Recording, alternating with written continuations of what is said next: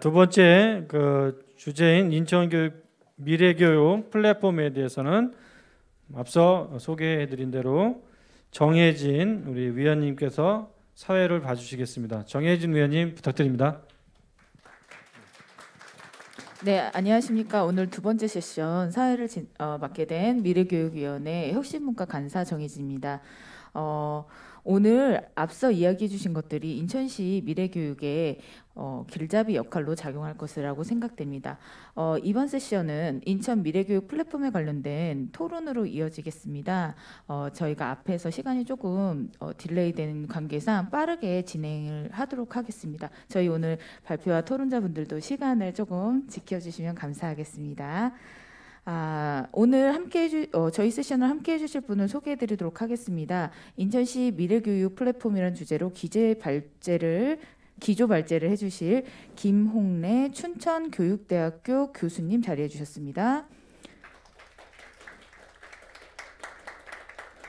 다음은 인천 미래교육 플랫폼 준비 상황이라는 주제의 토론을 해주실 주현성 인천정책연구소 연구원님 자리해 주셨습니다.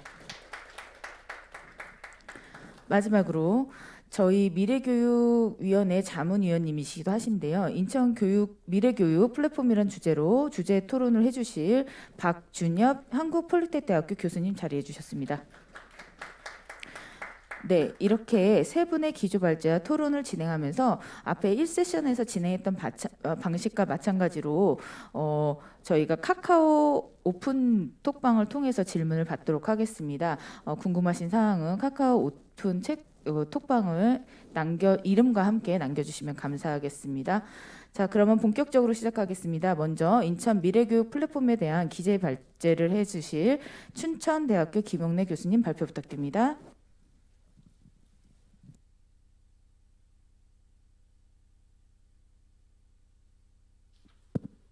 네, 안녕하세요. 이게 습관이 돼서 제가 강의하는 것처럼 서서 하는 게 편할 것 같아요. 네, 죄송합니다. 네, 저는 춘천교육대학교에 근무하고 있고요. 김홍래라고 합니다. 반갑습니다. 저는 모교가 춘천교육대학교입니다. 이제 초등학교에서도 한 5년 근무를 했었고요. 네, 또 공부한다고 또 나가서 또 한참 있다가 다시 대학으로 온 지 한 20년 된 것 같아요. 저는 컴퓨터 교육을 하는 사람이고요. 제 박사학위는 교육학이니까 저는 교육학자거든요. 그래서 제가 보는 시선은 이제 교육학 시선이 맞긴 한데 컴퓨터를 가르치면서 바라보는 시선들은 일반 교육학을 하시는 분들과는 좀 다를 것 같아요. 그래서 그냥 오늘 제가 드리는 이 플랫폼이라고 하는 주제로 드리는 말씀은 시각이 좀 다른 사람이 하는 이야기구나 이렇게 들어주셨으면 좋겠고요. 좋은 것도 있고 아닌 것도 있고 이상한 것도 있을 수 있어요. 왜냐하면 제가 오늘 이 자리에 오늘 아침에 와서 깜짝 놀랐거든요. 날 여기 왜 불렀을까? 이제 우리 호 선생님이 저한테 설명을 안 해주셨어요. 네, 그래서 제가 주제 하나만 탁 받고 뭘 하는 겁니까? 이렇게 봤더니 이렇게 큰 거 써놨으면 안 한다고 했을지 몰라요. 네, 예스를 하고 나서 고민을 많이 하다가 그동안 제가 했었던 일을 한번 정리를 해서 말씀을 드리면 어떨까 하는 생각을 가지고 원고를 썼습니다. 원고만 쓰는데 한 2주 넘게 걸린 것 같고요. 나름대로 이제 고민을 좀 같이 공유할 수 있는 시간을 좀 가지면 좋겠다. 근데 사실 이제 아침에 와서 이렇게 얘기를 계속 듣다 보니까 귀한 자리에 초대를 받은 것 같아서 대단히 감사하고요. 고맙습니다.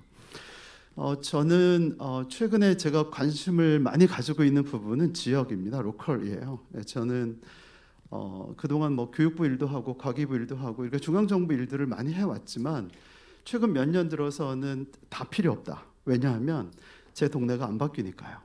저만 좋죠. 저만 돌아다니면서 낯내는 거 좋아하는데 그만하겠다. 그래서 제가 요즘에는 동네에 관심이 많습니다. 춘천에 관심이 많아요. 그래서 저는 춘천 사람이 되자. 이게 요즘에 저의 목표입니다. 춘천 사람이 되는 방법이 있더라고요. 돈을 쓰면 돼요.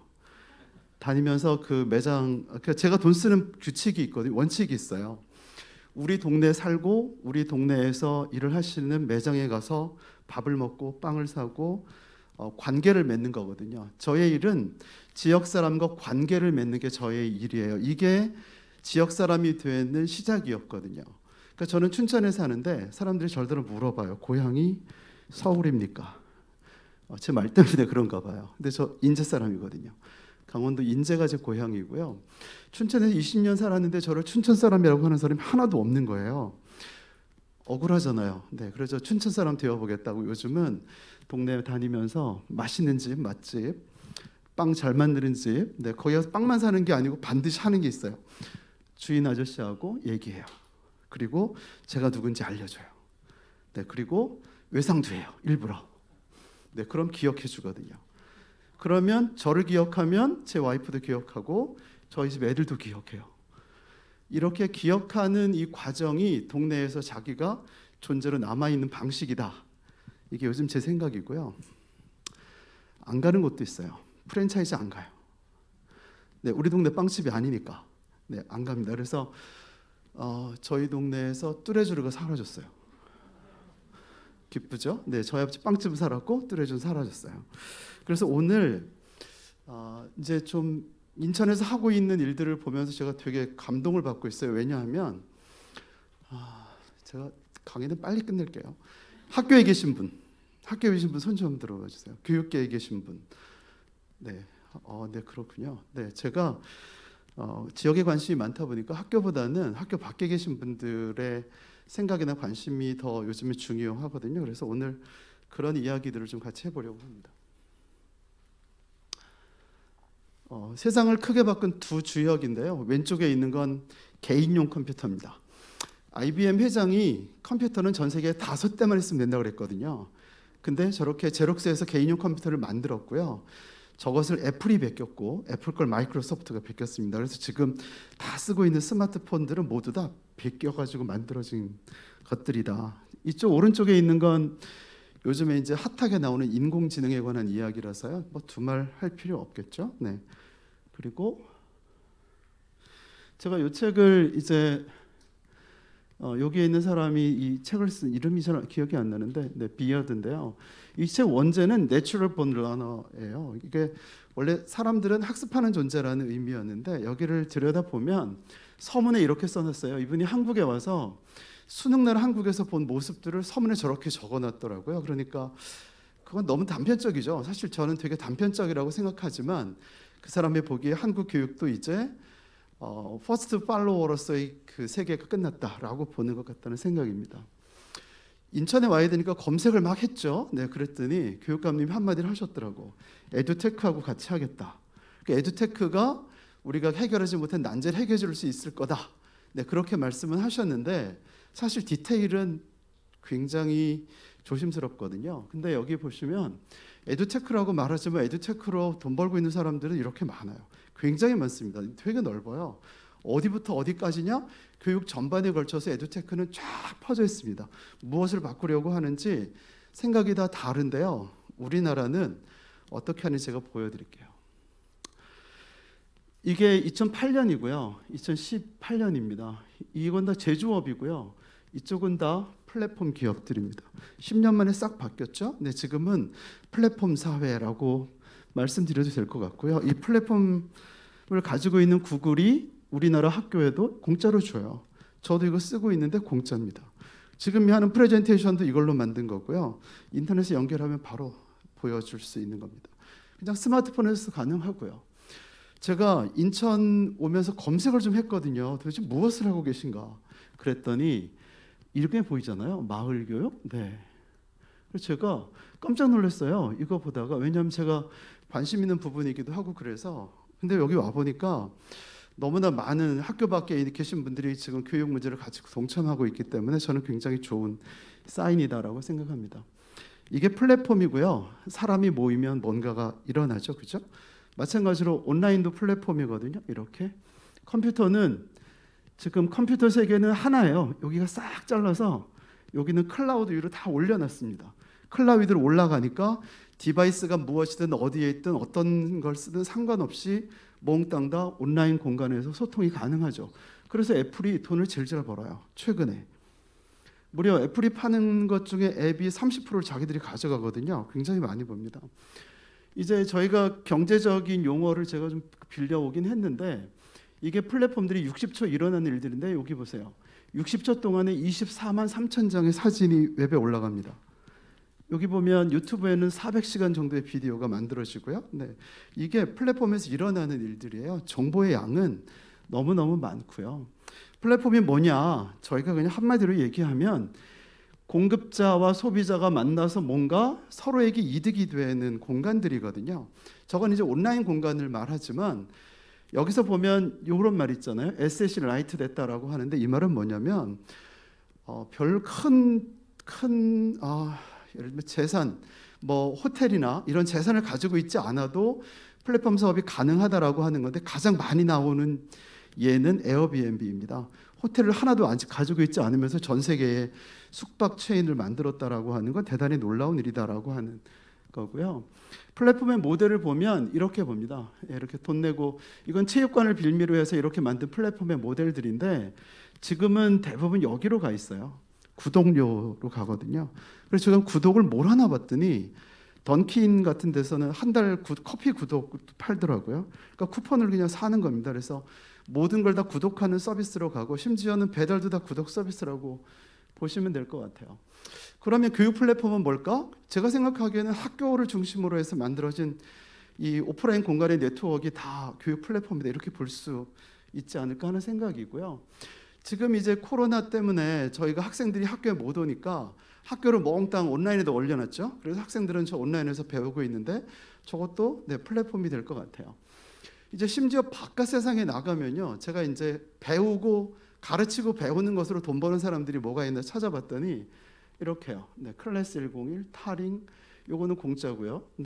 이런 것들은 다 자기가 가지고 있는 탤런트들을 사람들에게 내놓고 나서 돈을 버는 구조로 되어 있죠. 그러니까 가르치고 배우는 일이 돈이 된다. 쉽게 얘기하면. 그런데 얼마 전에 네이버가 이렇게 구글 스페이스하고 동일한 웨일 스페이스를 만들어서 학교에다 론칭하기 시작했고요. 제가 검색해봤더니 인천이 제일 빨리 계약했더라고요. 4월 1일. 훌륭하다. 그리고 이제 인공지능 문제가 요즘에 저희한테 제일 큰 화두인데요. 큰 문제는 뭐냐면 학교가 교육기관으로서의 사회적 인증을 하는 역할이 끝났다라고 보는 겁니다. 대학 나오지 않아도 우리는 뽑겠다. 능력만 된다면. 이게 큰 대기업들의 시그널이고요. 최근에는 사교육을 없애자 이 문제보다는 기업이 사람을 역량별로 뽑으면 어떨까라는 거죠. 그러니까 대학 나온 대로 뽑지 말고 대학으로 차별하지 말고 그냥 역량별로 좀 뽑으면 안 될까. 그렇다면 저희가 인공지능이 그 역할을 대신 해줄 수 있다면 지금은 이렇게 갑니다. 요거는 왓슨이에요. 왓슨. IBM 왓슨인데 IBM 왓슨이 제일 먼저 갔던 곳은 병원이고요. 지금은 학교로 와 있습니다. 선생님을 도와주는 역할. 저는 이게 굉장히 바람직한데요. 지금 중국을 보시면 전 세계에서 AI가 기술이 제일 빠른 데가 미국하고 중국이거든요. 중국은 수업 시간에 이렇게 카메라가 학생들 얼굴을 쫙 비치면서 뭐 하고 있는지를 분석해냅니다. 심지어는 불법으로 이렇게 길을 건너면 바로 스티커가 날아옵니다. 중국은 AI가 굉장히 발달해 있는 나라이고 국가가 주도적으로 투자하는 나라입니다. 근데 교육엔 어떻게 써야 될지 한번 저렇게 쓰고 싶습니까? 그리고 이제 또 하나는 제가 이제 요 울프라 말파라고 하는 사이트인데요. 이분 비디오가 유튜브에 되게 많습니다. 근데 이분 걸 보면 천재구나 저 사람이 그런 생각이 드는데 이 사람이 만든 건요. 그냥 이렇게 만든 거예요. 어려운 거 그냥 수학 그렇게 어려운 거 풀지 말고 이거 가지고 좀 해봐. 그러면 훨씬 더 어려운 문제도 쉽게 풀 수 있을 거야. 근데 저희가 전통적으로 배워왔던 교육의 문제를 모두 다 넘어서고 있다라고 하는 거죠. 교육부가 지난해 이걸 하겠다고 내놨어요. 그래서 저는 이 얘기 계속 듣고 있었는데 저희가 이제 보면요. 여기가 클라우드입니다. 이게 기본이에요. 클라우드로 올라갑니다. 그 다음에 여기 분석 엔진이 있고요. 학습 분석 결과를 다시 학생에게 내려준다는 거거든요. 그러니까 AI는 조금 이따 설명을 드리겠지만 제가 보기 이거 되게 크거든요. 여기 나이스도 있죠. 이쪽에 민간 있죠. 콘텐츠 있죠. LMS 있죠. 여기에 돈도 들어가 있어요. 이거를 지금 국가가 하겠다는 거잖아요. 그러면 민간은 뭐 해먹고 삽니까? 지금 민간에서는 이거 되게 반대하는데 일단 론칭을 시켰어요. 그래서 이거 지금 어느 기업이 맡아서 진행 중에 있는 걸로 알고 있습니다. 이제 제가 말씀드리는 교육 플랫폼은 4차 산업의 플랫폼을 그대로 가져가야 한다라는 생각이에요. 하나는 이렇게 이제 지금 잘 안 보이네요. 원래 어떻게 돼 있냐면 여기서 데이터를 모아가지고요, 몽땅 다 클라우드로 올립니다. 그럼 빅데이터가 되고 이걸 인공지능이 분석해서 여기까지 올라가면 끝이 아니라 내려줘야 돼요. 내려줘서 분석된 데이터를 내려줘서 세상을 바꿔서 두 개의 세상이 일치하도록 만드는 걸 저희가 O2O 모델이라고 합니다. 그러면 이제 제가 생각하는 건 이런 거예요. 미래교육 플랫폼에서 이제 살아가는 우리들, 교육에 종사하는 사람들 한번 하나씩 좀 보겠습니다. 첫 번째는 학생인데요. 이거 이제 지난해 지금 경인교대 원정덕 교수가 올해 2020 교육과정에 대한 총론을 맡았거든요. 그래서 거기에 쓰여 있는 키워드들이 이렇게 쓰여져 있습니다. 주로 이렇게 보면 포커스는 학생이지 않습니까? 네, 학생들이 어떻게 배울 거냐라고 하는 문제에 집중해 있는 거고요. 이제 저희가 믿어야 하는 게 하나 있습니다. 믿어야 하는 게 뭐냐면 인간이 이렇게 지금에 이르렀다면 인간은 어떤 존재인가라고 하는 거예요. 근데 저희가 많은 사람들이 얘기하지만 인간은 스스로 배울 수 있는 존재, 스스로 학습하는 존재라고 하는 걸 믿어보자라고 하는 겁니다. 그래서 학생들도 스스로 배울 수 있는 존재다라고 하는 걸 40년 전에 시몰 페퍼트, 이 사람은 교육학자들을 잘 아는 삐아제하고 같은 연구소에 있었거든요. 근데 삐아제는 이렇게 얘기를 했어요. 구체적 조작에서 형식 조작으로 넘어가는데 되게 어렵다, 시간 많이 걸린다 그랬는데 이분은 컴퓨터를 주고 로고를 주면 쉽게 넘어갈 거다. 구체적 조작을 형식적 조작으로 넘어가는 건 어려운 게 아니다. 형식적 조작의 개념을 이해하려면 코딩을 하면 되지 않을까, 이렇게 얘기했던 게 40년 전이거든요. 그래서 지금 애들이 코딩을 열심히 하지 않습니까? 코딩 이걸 배우는 게 아니고요, 저희가 좀 더 어려운 개념들을 구체화시키는 방식을 배우는 겁니다. 이건 사고하는 방식을 배우는 거고, 저희가 요즘에 이걸 컴퓨테이셔널 띵킹이라고 합니다. 21세기 문제 해결력이라고 하는데요, 저희가 컴퓨터를 이렇게 보자. 컴퓨터를 생각하는 도구, 생각의 사물로 보면 훨씬 더 빠르게 컴퓨터를 바라볼 수 있겠다는 거고요. 이제 세계적으로 이렇게 엑스프라이즈라고 하는 대회가 있습니다. 여기에 문제가 뭐였냐면 선생님도 없다, 테크놀로지 하나만으로 학생들을 공부할 수 있게 만들 수 있을까라고 하는 프로젝트를 냈는데 우리나라 기업이 1등을 했습니다. 여기 뭐 한국 에누마라고 하는 회사가 키키스쿨이라고 하는 걸 이렇게 만들었어요. 탭에다가 국어, 영어, 수학 다 넣어가지고 돌려서 봤는데 한 1년 반 정도 학생들이 혼자서 공부했음에도 불구하고 충분히 교육과정의 목표를 달성했다라고 하는 거고요. 영국은 1빌리언이라고 하는 팀이었는데 1억 명 대상으로 해서 이런 프로그램들을 한다면 아프리카에서 문명을 해소할 수 있을 거다. 실제로 이 프로젝트는 성공했고요. 이제 제가 생각하는 건 이런 겁니다. 지역사회하고 학교를 어떻게 연결할까라고 하는 건데, 하나는 저희가 이제 개념이 좀 필요합니다. 이건 비유적 개념인데요. 이제 이걸 플레이펜, 이걸 플레이그라운드 하는데 저희가 코딩에서 얘기할 때 이미 정해진 걸 배우는 방식을 플레이펜, 자유로운 방식은 플레이그라운드 이렇게 표현을 합니다. 이거 비유적 표현입니다. 이 학교가 정해진 걸 배운다면 실제 세계에서는 학생들이 어떻게 배울까라고 하는 문제를 우리가 고민을 해봐야 되지 않을까라고 하는 거죠. 그래서 어떻게 하면 학생들이 학교의 경험이 학교 밖으로 나갈 수 있을까라고 하는 거죠. 우리나라에도 이미 체험학습센터는 되게 많습니다. 되게 많은데 제가 이제 조금 찾아봤더니 시카고에 있는 여기는요, 학교 도서관 자체를 완전히 체인지업 해버린 거죠. 새로운 시대에 맞게끔 모두 다 바꿨고요. 조그만 도서관도 이렇게 다 바꿨습니다. 라이브러리가 여기에 가면 책만 있는 게 아니라 장난감도 있고 요즘에 학생들이 재밌어하는 모든 것들이 다 들어가 있어서 이렇게 도서 목록에 올라가 있는 거예요. 그러면 저걸 다 빌려 쓰는 거죠. 제가 듣기로는 노원구에는 여기에 사람도 올라가 있어요. 네, 은퇴하신 분들이요. 은퇴하신 분들도 도서관에 등록되어 있습니다. 저를 빌려가세요. 뭐 이런 개념이거든요. 네, 그래서 이걸 우리가 커넥티드 러닝이라고 하고, 지역사회에서 이런 세 가지 원리를 가지고 지역이 학습이라고 하는 관계에 참여해야 한다라고 하는 원리를 주고 있어서 혹시 좀 참고하시면 좋을 것 같습니다. 그래서 제가 궁금해서 인천에 있는 메이커 스페이스가 몇 개나 있나 찾아봤더니 이렇게 있더라고요. 이렇게 있는데, 네, 7개, 네, 1개 이렇게 있는데 어디에 있나 이렇게 봤어요. 제가 이걸 보는 이유는 왜 그러냐면 접근성 문제거든요. 학생들이 쉽게 접근할 수 있을까라고 하는데 연세대에 있거든요. 그럼 초중학생이 어떻게 갑니까?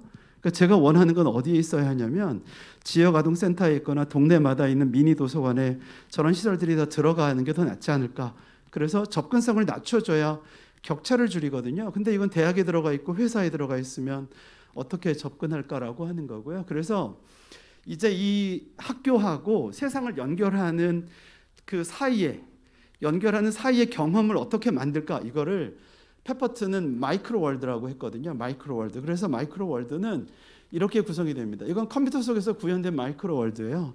그래서 그분의 표현을 빌리면 이건 수학 나라, 이건 물리 나라, 네, 이건 언어 나라, 이런 걸로 배우는 거죠. 왜냐하면 언어를 잘 배우려면 그 나라에 가면 되니까요. 수학을 잘 하려면 수학 나라에 가면 된다. 그럼 우리가 오프라인에서는 이게 가능한데 제일 재밌는 게 뭘까? 저는 게임이라고 생각해요. 네, 이게 지금 어린이들한테 제일 핫한 거고요. 이건 화학입니다. 화학. 이건 고등학생들이 하는 거예요. 그러니까 고등학생들이 왜 맨날 책을 가지고 공부를 할까? 네, 그냥 마이크로 월드를 하나 주자. 네, 이건 게임의 세상이고요. 그러면 이 그림을 좀 잘 보여주셨으면 좋았을 텐데 책에 있으니까 그 원고를 좀 보시고요. 이거는 이제 제가 이걸 하고 싶었거든요. 지역사회에 있는 공간들을 모두 다 학습의 공간으로 바꾸면 좋겠다. 그러니까 삶의 공간을 학습의 공간으로 바꿔준다면 어떨까. 그래서 이 춘천시청에 가서 시장님한테 여기를 학생들이 방문해서 공부할 수 있게 내주세요 그랬더니 시장님이 오케이 하시더라고요. 그래서 작년에 돈을 한 8천만 원 정도 들여서 이런 플랫폼을 좀 만들었어요. 이렇게 만들어서 여기에 보면 사회적 협동조합이 중심으로 되어 있고요. 여기가 이제 춘천시하고 교육지원청, 그리고 대학, ICT 기업, ICT 기업은 이런 걸 만들어야 되니까요.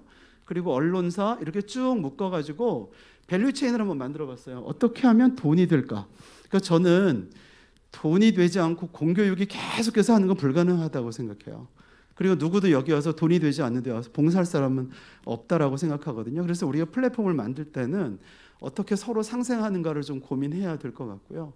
요건 저희가 만든 앱이고 요거는 서비스 프로그램입니다. 서버 프로그램이라고 보시면 됩니다. 그래서 이렇게 만들어서 저희가 이제 공개적인 발표를 했고요. 송파구에서 가져갔어요. 저희가 쓰겠다고. 그래서 송파구에 있는 사회적 기업분들이 지역에 있는 아이들을 위해서 그 지역 사회적 기업 프로그램들을 소개하는 프로그램으로 쓰겠다고 하셔서 저희가 수출했습니다. 무료로. 네, 인천도 쓰시겠다고 하면 무료로 수출을 하겠습니다. 네. 그래서 제가 이제 바라는 건 이 거버넌스인데요. 거버넌스라는 말을 너무나 많이 쓰니까요. 그런데 거버넌스에 속해 있는 이해관계자들을 잘 보셔야 되는데 모두 다 손해 보지 않고 모두 다 이득이 되는 구조로 가져가야 한다라고 하는 겁니다. 그래서 제가 이 프로그램을 하는 데는 이런 형태의 거버넌스가 있었는데 정말 어려운 건요. 사람 만나고 다니면서 설득하는 게 너무너무 어려운 거예요. 근데 인천 오니까 너무 부럽잖아요. 교육감님도 나서서 하시고 시장님도 그렇고 이거는 굉장히 좋은 시그널이라고 저는 생각을 합니다. 그럼 이제 선생님들 문제죠. 선생님들은 어떨까요? 이제 이거는 교육학적인 좀 백그라운드니까 저희가 이 텍사노미에서 요 위쪽에 있는 거예요. 그리고 이쪽은 SAMR 모델에서 위쪽에 있는 거. 수업을 이건 쉽게 얘기하면 무슨 말이냐면 수업을 왜 아느냐 모르느냐만 하느냐라고 하는 거죠. 제가 미국에 갔더니 미국 선생님이 이렇게 애들한테 물어보더라고요. Do you understand? 이렇게 물어보더라고요. 애들 yes 그럼 넘어가요. 한국은 어떨까? 우리도 뭔가를 아느냐라고 물어보고 압니다 그러면 넘어가거나 학원에서 배웠습니다 그러면 넘어가거나 아는 게 아니라 이제 만드는 교육으로 가야 한다라고 하는 얘기를 써는 겁니다. 이제 똑같은 모델인데 두 번째는 이건 과거에 선생님의 지식하고 일반인의 지식은 뭐가 다를까를 1986년에 연구를 했습니다. 미국 애들이 왜 공부를 못할까? 그걸 연구하다가 나온 개념이 이 PCK거든요. 이 PCK는 교육 내용과 가르치는 방식이 결합되어 있는 지식이에요. 이건 오로지 선생님에게만 만들어지는 거고요. 교과를 가르치는 선생님마다 PCK가 다 다릅니다. 근데 그 PCK가 선생님들의 전문성인데 이제 시대가 바뀌었잖아요. 인공지능이 들어오고 컴퓨터 들어오고 인터넷 들어오면 이 PCK를 테크놀로지 베이스로 좀 바꾸자. 그 이름을 저희가 TPEC이라고 하고요. 여기가 만약에 AI가 들어온다고 하면 AI하고 기존의 PCK를 어떻게 묶을까? 이 문제에 대해서 선생님이 알고 계셔야 한다는 거고 혹시 여기 공동체에 참여하시는 분들도 이 개념에 대해서는 함께 학습할 필요가 있다는 생각이 듭니다. 그래서 제가 인천을 찾아봤죠. 인천에는 얼마나 많은 체험학습 사이트가 있을까 이렇게 해서 쭉 찾아봤더니 상당히 많지만 크레존에 등록되어 있는 거거든요. 근데 이게 등록되어 있다고 해서 거기 가서 공부를 할 수 있는 게 아니라 그곳에서 어떻게 공부할 건지 무엇을 배울 건지를 만들어내셔야 되거든요. 그걸 저희가 마이크로 월드라고 하자. 그래서 여기에 가면 뭔가 하나를 배우고 여기 가면 하나를 배우고 어떻게 배울 거냐? 네, 그 문제는 이런 콘텐츠가 좀 필요합니다. 이렇게 만들려면 많은 사람들이 모여서 공간에서 어떤 콘텐츠를 만들 거냐라고 하는 고민들을 해줘야 되는데요. 이 사이트 한번 참고해 주시면 저는 좋을 것 같아요. 제가 이 사이트 보고 저도 많이 배웠는데 이제 제가 제안하는 플랫폼은 이런 겁니다. 제가 제안하는 건 이게 OER이라고 해서요. 공짜 자료입니다. 그러니까 퍼블릭한 콘텐츠들입니다. 이건 돈 내지 않아도 되고요. 저작권 프리인 거고요. 그래서 이런 곳들이 이제 콘텐츠를 가지고 있는 거고 LMS 위에 선생님들이 이제 이런 자료들을 수집해야 되는데 자료들은 교육청에 있을 수도 있고 어디다 있는데요. 그냥 컴퓨터 용어지만 이걸 다 오픈시켜주면 쫙 긁어다가 선생님들이 원하는 콘텐츠를 만들고 선생님들이 다시 공유하고 다른 선생님들이 원래 걸 가져다가 다시 공유하고 이렇게 가는 형태로 저희가 리믹스를 시키면 선생님들이 만든 콘텐츠가 훨씬 더 늘어나고 수준도 높아지고 정교화될 거다라고 보는 생각이고요. 제가 얘기를 하나 안 한 것 같은 뭐 하나 빠졌네. 네, 잠깐만요. 그 다음에 이제 평가 어떻게 할 거냐 하는 건데 이거는 산타 토익이라고 하는 프로그램입니다. 이거 이제 실제로는 이 토익 공부하시는 분들이 여기에 돈을 내고 이 프로그램에 가입합니다. 구독 서비스를 운영하는데요. 실제로 성능이 너무 좋아서 이제 토익 시험 성적이 막 올라간다고 해요. 근데 여기에 보면 5분 만에 내가 뭘 잘하고 못하는지를 다 알아낸다고 합니다. 이 뒤에는 AI 엔진이 숨어 있고요. 미국에서도 지금 이렇게 알렉스라고 하는 인공지능 플랫폼이 돌아가서 학생들이 공부하는 과정들을 모두 다 이렇게 체크를 하고 있습니다. 이거는 몽땅 다 학교에 들어가서 돌아가는 것들이고요.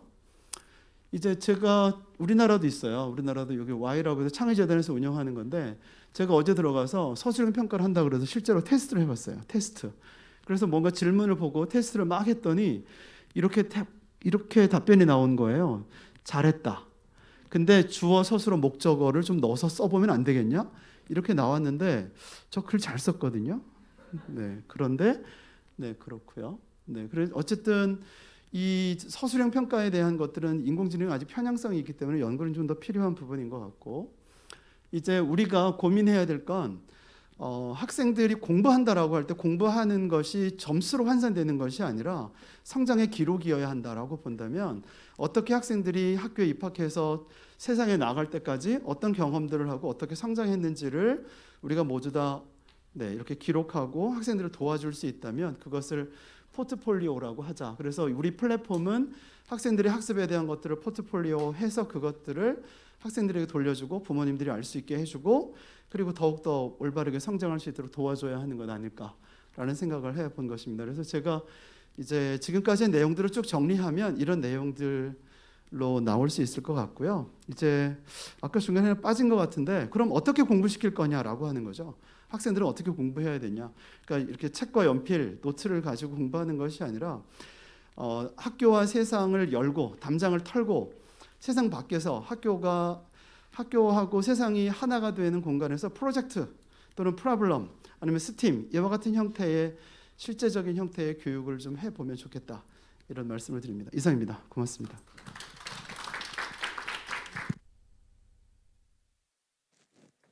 우리가 만들어야 하는 플랫폼에 대해서 조금 더 다양한 생각을 해볼 수 있었던 시간이었습니다. 과거 종이로 모든 문서가 됐던 게 이제는 데이터화되면서 교육은 어떻게 변화하고 그 체계는 어떻게 변화해야 하나 고민을 하고 있는 것 같습니다. 다음은 주제 토론을 진행하도록 하겠습니다. 인천 미래교육 플랫폼 준비 상황이란 내용으로 주제 토론을 해주실 주현성 인천정책연구소 연구원님의 토론을 읽겠습니다. 네, 다시 한번 인사드리겠습니다. 안녕하십니까. 저는 인천광역시교육청 정책연구소에서 파견교사로 근무하고 있는 주현성이라고 합니다. 저는 파워포인트를 준비하지 못해서 죄송한데 또 하나 또 죄송한 것도 앉아서 하겠습니다. 죄송합니다. 네, 2030 인천 미래 교육의 방향에 대해 조망해보고 이렇게 함께 고민해보는 이런 뜻깊은 자리에 저를 불러주셔서 너무 감사드리고요. 미래에 우리는 어떻게 배우고 가르쳐야 하는가 하는 어찌 보면 미래 교육에 있어서 가장 중요한 문제인 것 같아요. 그런 중요한 질문에 대해서 지금 김옥래 교수님께서 다차원적이고 되게 거시적으로서 미래교육 플랫폼의 모습과 구축 조건으로서 그 답을 제시해 주셨습니다. 교수님의 발제 내용에 대해서는 저는 대부분 동의하기 때문에 그런 발제 내용에 대해서 제가 찬반 의견을 말씀드린다기보다는 저는 조금 미시적인 관점에서 현재 학교 현장에서 나타나고 있는 교육 플랫폼의 현실과 개선점을 살펴보고 이를 기반으로 한 교육 플랫폼의 진화 방향에 대한 의견을 조금 더 보태보고자 합니다. 우선 그럼 처음으로 온라인 교육 플랫폼에 대한 말씀부터 먼저 드리겠습니다. 코로나19로 인해서 사상 초유의 온라인 개학으로 학생과 교사들은 원활한 원격 교육을 위해 이학습터와 EBS 온라인 클래스, 위두랑, 구글 클래스룸, 마이크로소프트 팀즈나 네이버 밴드와 웨이론, 줌, 클래스팀 같은 각종 온라인 교육 플랫폼을 활용하기 시작했습니다.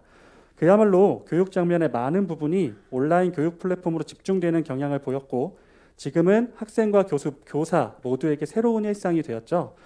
하지만 한편으로는 재난 상황에서 긴급하게 도입되다 보니 플랫폼별로 미처 고려하지 못한 기술적 측면과 교육적 측면의 약점이 드러나고 있습니다. 지금 여기 계시는 아마 선생님들이나 학생 여러분들께서는 느끼시는 부분일 텐데요. 기술적인 측면에서 보자면 이 학습터와 온라인 클래스는 학생들이 강좌까지 접근하기 위해서 많은 단계를 거쳐야 하고 메뉴 구성에 있어서 사용 편의성이 떨어집니다.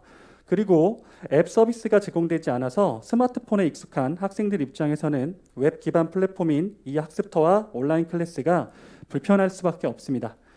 구글 클래스룸과 마이크로소프트 팀즈 같은 경우는 이 학습터나 온라인 클래스처럼 내부적으로 제공하는 교육 콘텐츠가 없기 때문에 선생님들 입장에서는 조금 수업 준비하시는데 불편함이 있을 수 있고 학생 계정 생성 등이나 초기 환경 구축에 어려움이 있다는 점 또한 단점으로 작용하고 있습니다. 줌과 네이버 웨이론 같은 화상 수업 도구는 단지 그냥 화상 수업 도구로서만의 기능만 갖고 있다는 측면이 되게 아쉬운 점이죠. 이보다 더 큰 교육적 측면의 문제가 있습니다. 원격 수업 상황에서 온라인 교육 플랫폼의 교사 및 학생의 활용 역량에 따라 수업이 질적 차이 및 학생 참여도 차이를 발생시킴으로써 학습 격차의 기제로 작용하게 된 점이나 물리적 공간에서 부여되었던 교사의 권위와 교육 방식이 제대로 작동하지 못하게 된 점, 자연스러운 의사소통과 상호작용이 대면 상황에 비해 많이 제한되기 때문에 학생의 사회성 학습이 염려되는 점 등 예상하지 못했던 다양한 문제점들이 드러나고 있습니다. 현재 온라인 교육 플랫폼이 갖고 있는 이러한 약점들을 해결한 플랫폼이 앞으로 미래 사회에 필요한 진화된 미래 온라인 교육 플랫폼이 아닐까 합니다. 그런 측면에서 제가 생각하는 미래 온라인 교육 플랫폼을 말씀드리자면 첫 번째는 학생들의 학습 경험을 풍부하게 하고 학습의 결과에 대한 데이터를 주고받을 수 있어야 하며 학생 개개인에게 적합한 모바일 환경 및 콘텐츠와 평가 도구를 제공할 수 있어야 합니다. 또한 교사의 교육자료 제작과 공유가 편리하고 경제적이어야 하며 학생들이 학습에 필요한 다양한 학습 도구 지원 및 콘텐츠를 공급받을 수 있는 체제이자 학습 기록 저장 등의 다양한 기능들이 고려되어야 합니다. 이에 더해 온라인 교육 플랫폼 자체가 교실의 모습과 학교의 상황을 최대한 구현해낼 수 있어야 합니다. 그리고 원격 수업 상황에서는 학생의 학습 참여 동기 및 유발이 더욱 중요해짐에 따라서 디지털 공간의 이점을 활용하여 학생들이 가치 있어 할 만한 적절한 보상 체계 기반의 자율적 참여 유인을 갖는 시스템을 구축할 필요도 있다고 생각을 합니다. 미래 온라인 교육 플랫폼으로서의 진화를 위한 노력은 이미 여러 시도교육청에서 시도되고 있는데요. 경상남도 교육청의 경남형 미래교육 지원 시스템인 아이톡톡과 충청북도 교육청의 바로학교 서비스도 이런 교육 플랫폼으로서의 교육 현장의 학생과 교사에게서 좋은 평을 얻고 있습니다. 이런 차원에서 인천시 교육청에서 마련한 인천시 교육 플랫폼 들어가 보신 분들은 아시겠지만 이에 대해서는 어떻게 생각하시는지요?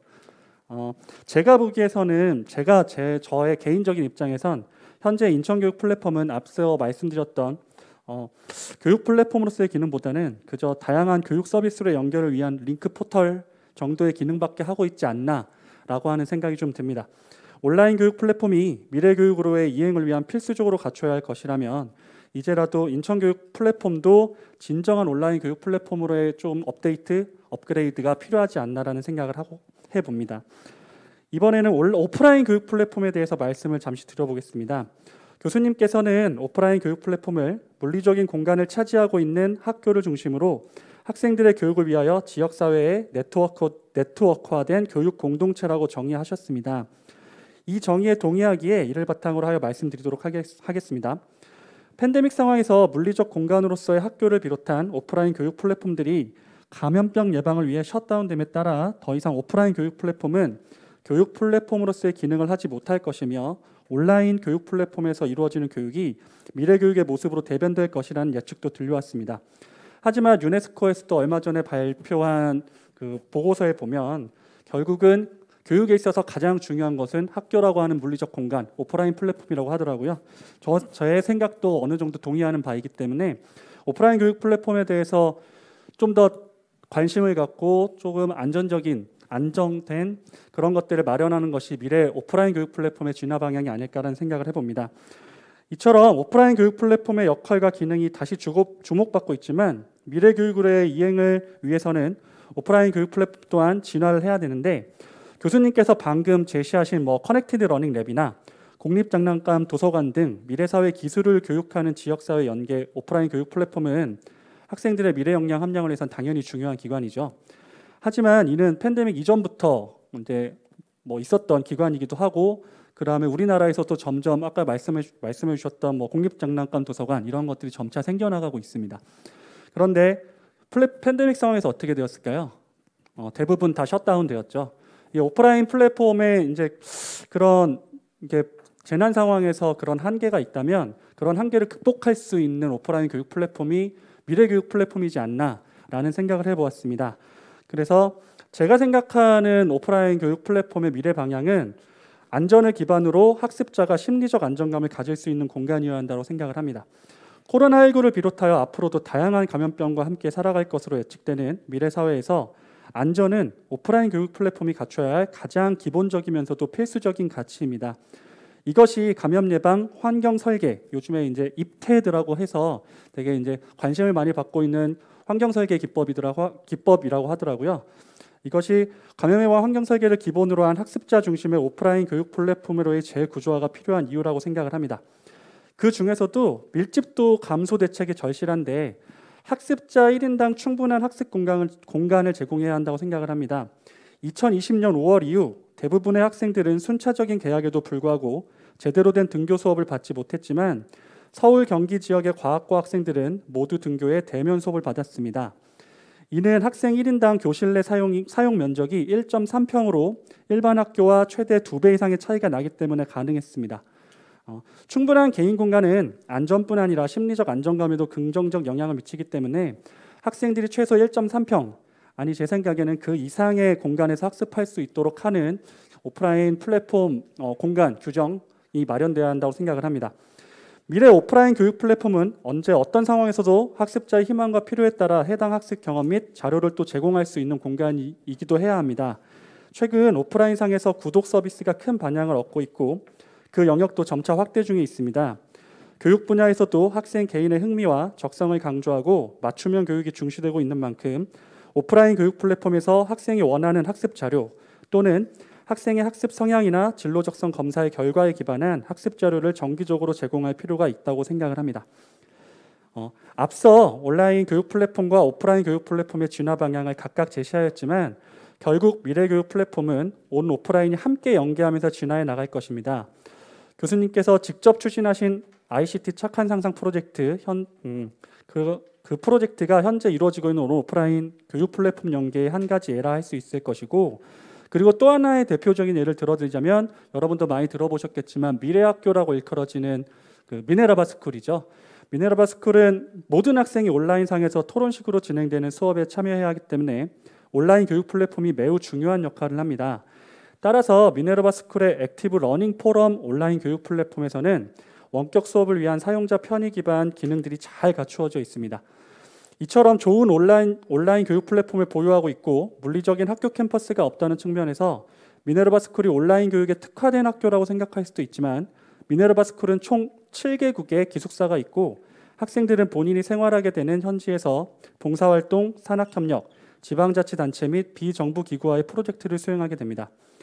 이러한 사례들처럼 온 오프라인 교육 플랫폼은 서로 연계하여 활용될 때 교육적 효과성이 더 커지므로 점차 연결의 강도를 높여가고 있습니다. 하지만 앞으로는 교수님 그 발제문에서도 볼 수 있다시피 연결을 넘어 오프라인 교육 플랫폼과 온라인 교육 플랫폼의 경계가 사라지게 될 것으로 보입니다. 증강현실, 가상현실, 혼합현실 등 그래픽 기술이 발전함에 따라 메타버스, 즉 현실 세계를 온라인 공간에 그대로 재현하는 초현실 사회 조성이 가능해졌기 때문인데요. 세계적 그룹이 된 방탄소년단, 여러분도 들어보셨죠? 방탄소년단이 얼마 전, 그러니까 지금은 새로운 신곡이 따로 나왔지만 그 전에 신곡이었던 다이너마이트가 빌보드 차트 1위를 했었는데, 그 다이너마이트를 공개한 장소가 콘서트장이나 뭐 공연장이 아니었고 컴퓨터상의 온라인상에서 메타버스 세계에서 제일 먼저 공개를 했습니다. 그 다음에 블랙핑크라고 하는 아이돌들도 메타버스 세계상에서 팬사인회를 개최를 했는데 4,600만 명 이상이 모여들었다고 하죠. 그리고 청와대에서는 작년쯤인가요? 어린이날 기념해서 청와대 자체를 메타버스 세계상에서 구축을 했고 어린이를 초청하는 행사도 했었고요. 그다음에 얼마 전에 건국대에서는 이런 가상 팬데믹 상황 때문에 어쩔 수 없이 학교 축제나 행사들이 취소되는 마당에 건국대학교에서는 캠퍼스 전체를 가상환경, 즉 메타버스로 구축함으로써 그 안에서 거대한 축제를 열었다고 하죠. 그래서 그 학생들이 엄청나게 큰 폭발적인 반응을 보였고 다른 학교 학생들도 엄청나게 부러워했다는 소식을 들었습니다. 이렇게 결국은 온 오프라인의 경계가 무너지고 있고 앞으로 시공간을 초월한 미래 교육이 이루어지기 위해서는 교육 플랫폼이 메타버스형으로 진화할 수밖에 없을 것으로 보입니다. 등교하기 어려운 상황에서 메타버스 세계에 구축된 학교에 등교를 하고 교실에 입장하여 친구들과 실시간으로 대화를 하고 선생님과 수업하는 모습이나 친구들과 함께 지역사회 도서관 메타버스에 진입하여 독서하고 함께 토론하는 모습이 일상이 되는 온 오프라인 교육 플랫폼의 구분이 사라지는 방향이 미래 교육 플랫폼의 최종 진화 방향이 아닐까 하는 생각을 해봅니다. 마지막으로 인천광역시 교육청 교육 플랫폼의 진화를 위한 두 가지 목소리를 제 개인적으로 내보고자 합니다. 인천광역시 교육청은 팬데믹 상황에서 신속 대응 체제를 구축하여 오프라인 교육 플랫폼이 안정화될 수 있도록 노력하였으며 마을교육 지원단 및 교육혁신지구 운영을 통해 학교와 지역사회 간 촘촘한 오프라인 교육 플랫폼을 구축해 나가고 있습니다. 하지만 그에 비해 온라인 교육 플랫폼이 인천교육 플랫폼의 진화 속도는 더디기만 합니다. 앞서서도 제안하였듯 다양한 기관과의 협력을 통해 이제라도 미래 온라인 교육 플랫폼의 적극적 진화를 위해 노력해야 한다고 생각을 하고 이를 바탕으로 메타버스 교육세계 구축도 준비해 나가야 한다고 생각을 합니다. 교육은 인간의 성장을 목적으로 하기에 메타버스 세계가 인간에게 미치는 신체적, 정서, 심리적 영향이나 교육적 효과 등에 대해 심도 있는 연구와 이에 기반한 세심한 설계가 필요할 것으로 생각이 됩니다. 이러한 준비가 탄탄하게 될수록 2030 인천교육도 플랫폼과 함께 진화해 나갈 수 있을 거라고 생각을 합니다. 이것으로 저의 토론을 마치도록 하겠고요. 긴 시간 경청해 주셔서 감사합니다. 감사합니다. 네, 인천의 현재 플랫폼에 대한 많은 고민을 아주 잘 설명해 주셨습니다. 상호작용이 가능하고 학습 결과물이 성인이 되어서도 활용이 가능하며 그리고 아이들이 행복하게 교육받고 활용할 수 있는 인천만의 플랫폼을 기대해 보아도 좋을 것 같습니다. 주현성 인천정책연구소 연구원님께서 두 가지 질문을 해주셨습니다. 이것은 시간 관계상 뒤에 질의응답 시간에 한꺼번에 답변을 듣도록 하겠습니다. 이번 마지막 발표 2차이신데요. 저희 미래교육위원회 자문위원으로 계신 한국폴리텍대학교 박준엽 교수님께서 인천 미래교육 플랫폼이라는 주제로 발표해 주시겠습니다. 교수님 부탁드립니다. 네, 저 한국폴리텍대학 교수 박준엽이라고 합니다. 네, 사실을 말씀을 드리면 전 폴리텍대학 교수고요. 아마 이력서에 이렇게 돼 있어서 하신 것 같은데 폴리텍 대학교 관계자분 계시면 사과 말씀드리겠습니다. 저도 앉아서 말씀드리겠습니다. 저는 인천 서구에 사는 평범한 IT 전문가입니다. 아까 김옥래 교수님도 서두에 말씀을 하셨지만 오늘 여기 와서 나는 누구인가, 여기는 어디인가 이런 약간 당황스러운 그런 기분을 가지고 지금 말씀을 드리게 됐는데요. 플랫폼이 IT 분야의 용어로서 거의 많이 넘어왔습니다. 그래서 IT 전문가로서 제가 이 자리에 서서 말씀을 드리게 된 건데 그 판단은 아마 저를 섭외하신 분이 좀 잘못 판단을 하셨을 것이다. 제가 그 말씀을 그 내용을 증명하기 위해서 이 토론을 계속 이어나가겠습니다. 이미 그 앞에서 쭉 말씀드렸기 때문에 제가 준비한 내용들 중복되는 것들을 빼고 간단하게 제가 그 준비한 내용만 몇 가지 해서 빠르게 진행을 하겠습니다. 플랫폼이 어떤 것인지는 일단 말씀을 드렸고 플랫폼 설명하면서 말씀 나오면서 왜 호그와트의 그 영국에 있는 그 9와 4분의 3 플랫폼 얘기가 안 나올까 제가 좀 궁금했었는데 우리가 알고 있는 플랫폼이 그런 플랫폼이죠. 그래서 그 부분을 다시 한번 제가 그 반추하고 싶은 것은 플랫폼은 어쨌든 평평한 곳인데 거기에 서면 어떤 운반 수단이든 교통 수단이든 그런 게 오고 그것을 이용하면 우리가 어떤 목적지에 도달할 수 있다라고 하는 것을 기본으로 하기 때문에 그래서 제가 목적지와 그다음 운반 수단 그리고 그것을 디디고 있는 우리 현실 그 부분을 우리가 플랫폼이라고 다시 한번 제가 정의를 내리고 싶고요. 뭐 IT 분야에서는 사실은 뭐 플랫 플러스 폼이면 폼은 빼고 플랫하다는 그 부분만 따와서 플랫폼을 정의를 새로 하고 있습니다. 그래서 평평한 곳이면 구획이 나누어져 있는 평평한 곳이면 그냥 플랫폼이다 이렇게 표현을 하고 거기에 예를 들어서 하드웨어 플랫폼이다 그러면 어떤 하드웨어가 평평하면 거기에 어떤 소프트웨어를 올리든 어떤 소프트웨어를 올리는 것이 가능하다 이런 구조가 되는 거고 예를 들면은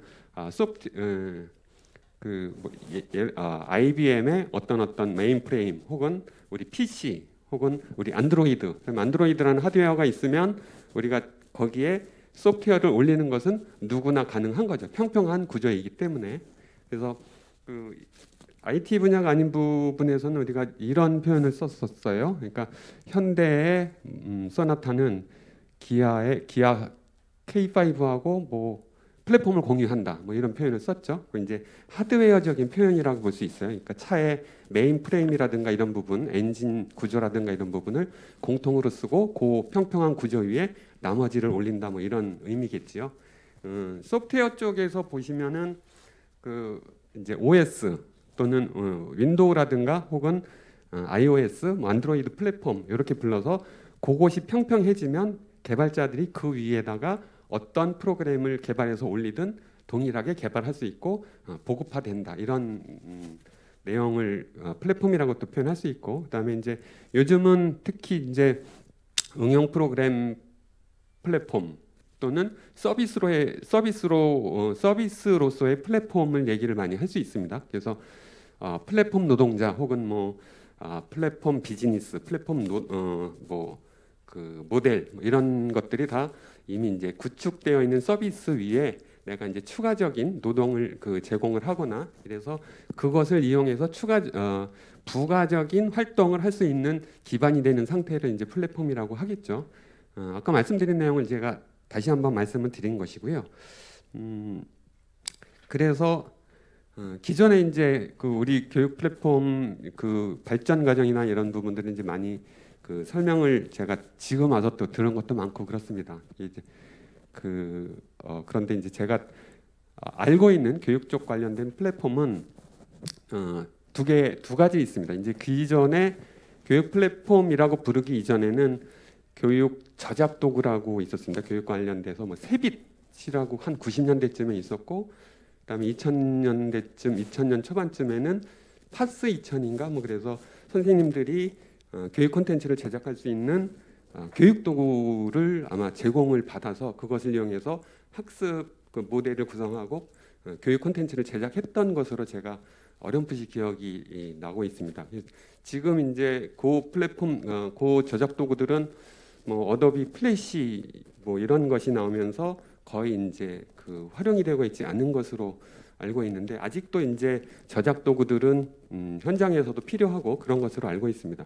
그 저작 도구 이후에 이제 교육 플랫폼들이 쭈르륵 나오고 제가 오늘 말씀드릴 교육 플랫폼은 아는 것 두 가지만 말씀드리겠습니다. 뭐냐면 제가 유료로 무료로 수강하고 있는 수강 사이트 한 20개 정도의 강좌를 돈을 내서 듣고 수강 신청을 해놓고 제대로 듣지는 못하고 있는데 일단은 좀 싸서 사용되는 사이트 중에 하나가 유데미라고 있습니다. 이제 외국에 유데미 있고 여기는 좀 싸고 그다음에 무료로 되어 있는 사이트가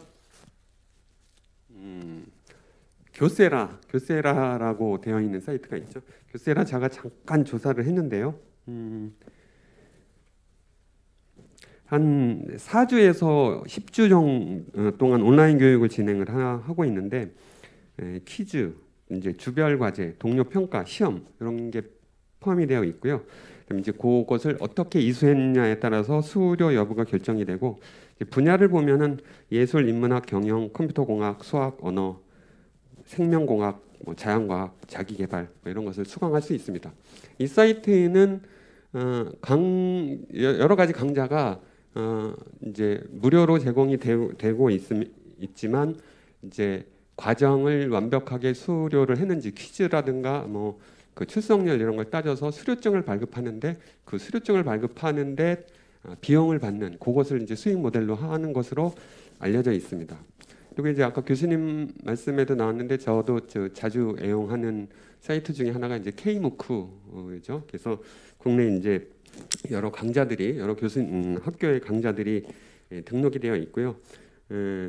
국가평생교육진흥원이 한다고 합니다. 2015년에 시작한 한국형 무크인데 2019년 기준으로 통계가 나와 있는 걸 보면 한 120여 개의 대학과 이제 단체가 참여를 해서 한 800여 개 정도의 강좌가 이제 수강 신청을 받고 이제 진행 중이고 종강되고 뭐 이렇게 되어 있고요.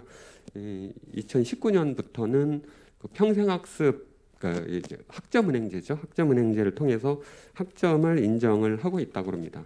그러니까 지금까지 이제 이렇게 잠깐 말씀드린 거 정리를 하면 교육 플랫폼이 대부분 이제 학습자 중심이거나 아니면 교습자 중심이죠. 그러니까 학습자 중심이면 그거를 잠깐만요.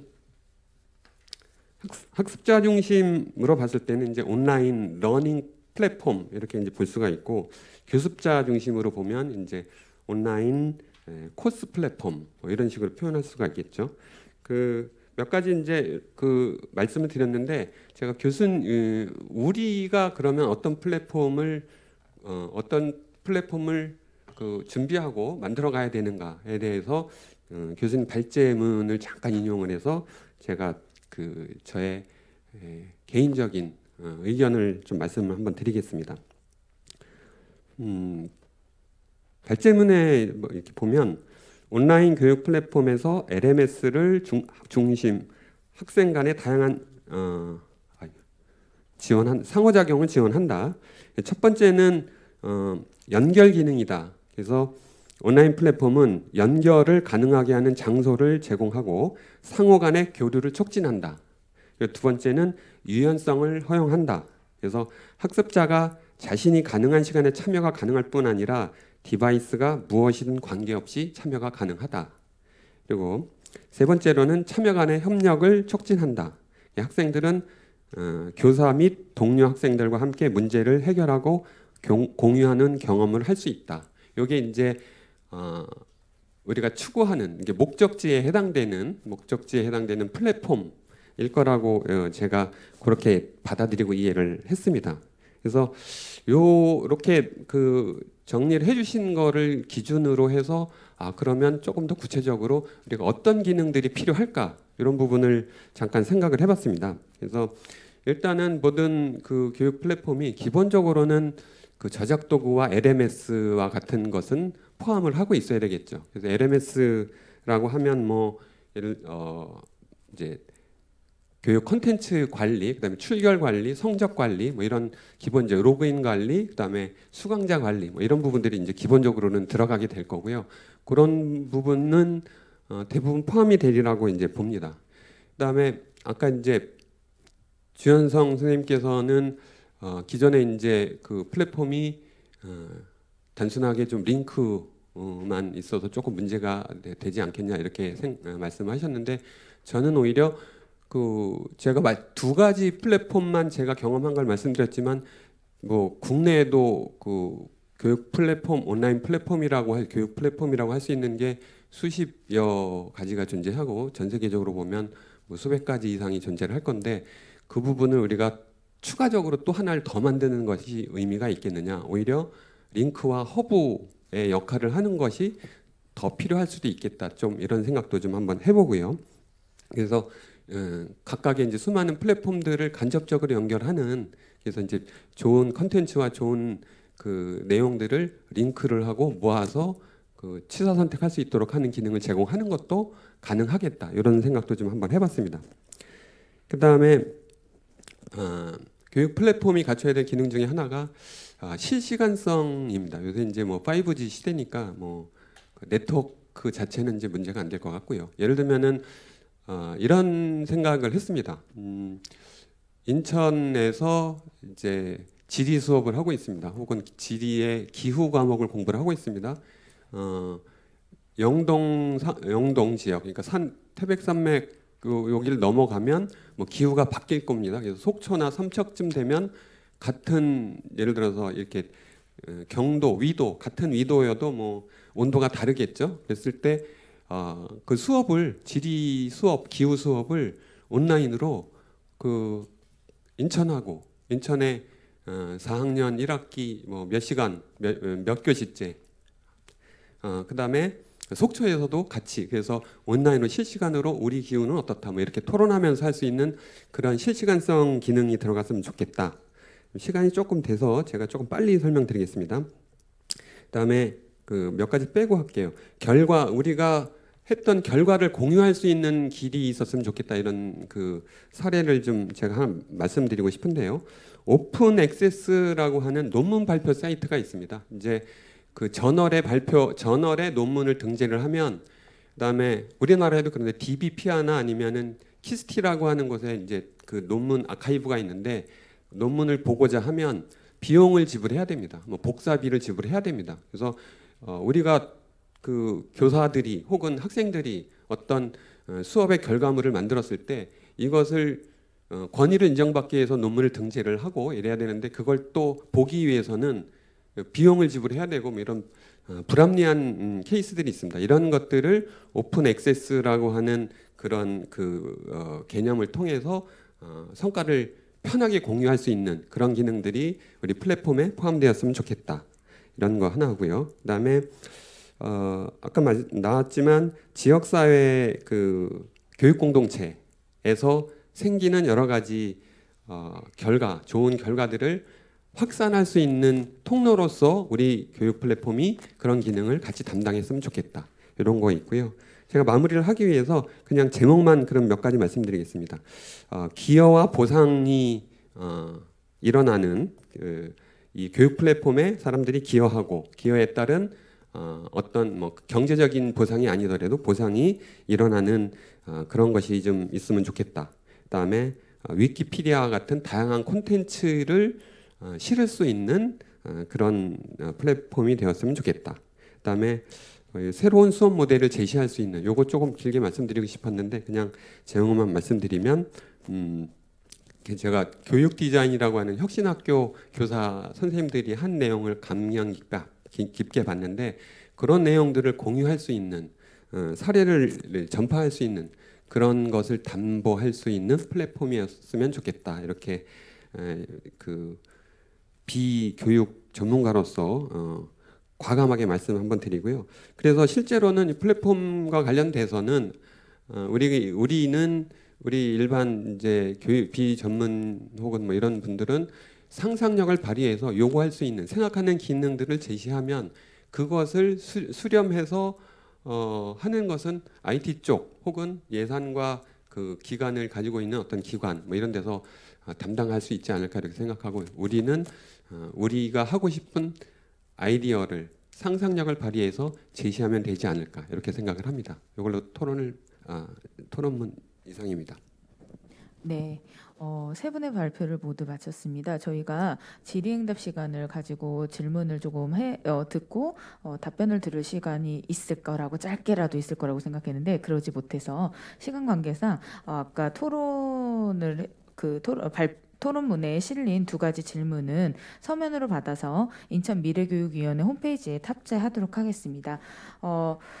세 분께서 굉장히 미래교육 플랫폼에 대해서 다양한 이야기를 해주셨습니다. 짧게 1분씩 돌아가면서 마무리 발언 듣고 마치도록 하겠습니다.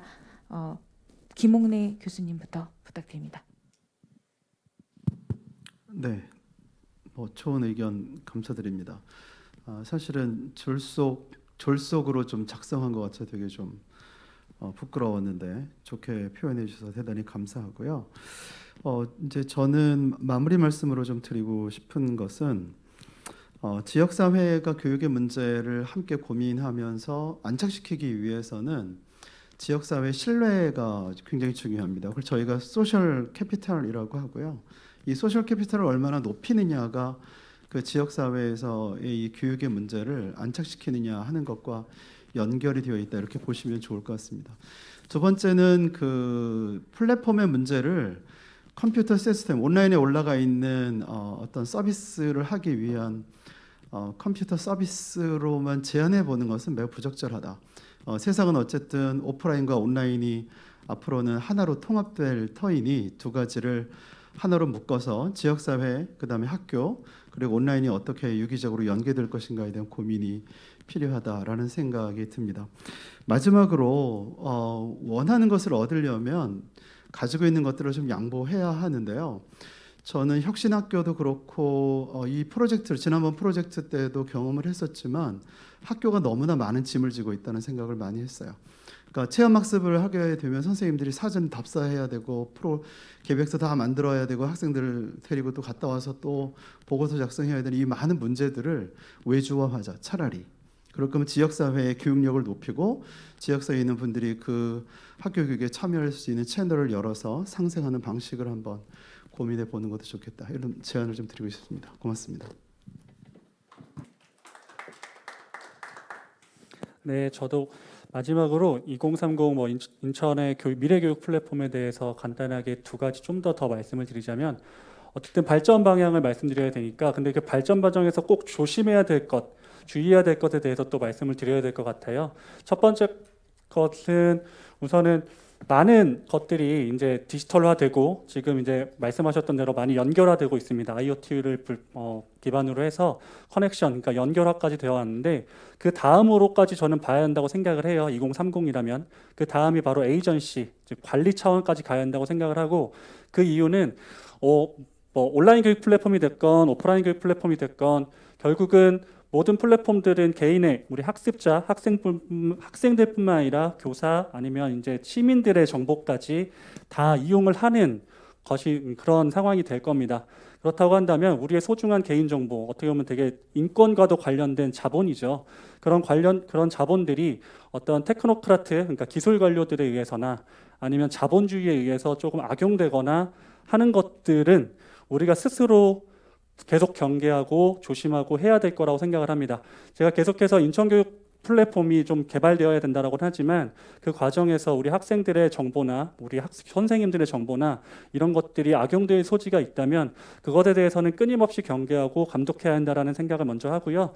두 번째는 온오프라인 플랫폼을 다 포함을 해서 결국은 지향해야 될 방향은 결국 공정의 가치를 실현할 수 있는 플랫폼이어야 된다고 생각을 해요. 지금도 원래는 지금 이런 코로나 상황이 아니었어도 교육 격차, 학습 격차는 되게 중요한 문제였습니다. 그 중요한 문제를 해결하는 수단으로서 디지털이 원래는 되게 각광을 받았었는데 오히려 이렇게 팬데믹이 오고 나서 디지털 자체가 교육 격차를 벌리는 그러한 또 하나의 기제로 작용하게 됐죠. 결국은 이게 상황은 어떻게 될지 모르는 상황에서 계속해서 우리가 신경 써야 될 것은 학생들의 어떠한 개인적 조건에 의해서도 차별을 받지 않고 어떤 그런 차별이나 이런 공정의 가치를 실현할 수 있는 온 오프라인 플랫폼 구축을 위해서 여기 계시는 교육 구성원분들뿐만 아니라 모든 사회 구성원들이 애써야 된다고 생각을 합니다. 제 두 가지 의견을 그냥 두서없이 밝히고 마무리하겠습니다. 감사합니다.